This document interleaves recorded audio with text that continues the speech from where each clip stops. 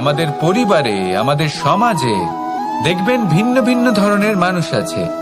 কেউ আছেন দুর্জন, কেউ সজ্জন, কেউ শত্রু হন তো কেউ মিত্র। যদি আপনি দুর্জনদের কাছে যান তাহলে শুধুই কষ্ট পাবেন, যদি আপনি শত্রুর কাছে যান তাহলে ঝামেলায় জড়িয়ে পড়বেন। তার চেয়ে ভালো আপনি সজ্জনদের কাছে যান, আনন্দ এবং জ্ঞান লাভ করবেন। নিজের মিত্রদের কাছে যান, আপনি সাহস লাভ করবেন। আরো একটা কথা বলি, এই জীবন এত বড়ও নয় যে আপনি প্রত্যেক সমস্যায় প্রত্যেক মানুষের সাথে ঝামেলায় জড়াবেন। শুধু যার সাথে আপনার মনের মিল হবে তাকে প্রণাম করুন, আর যার সাথে মনের মিল হবে না তাকে দূর থেকে প্রণাম করুন। কিন্তু মনের মধ্যে থেকে প্রেমের বোধ কোথাও যেতে দেবেন না, কারণ এই ভালোবাসাই শেষ মুহূর্তে আপনার উচিত পথ প্রদর্শন করবে।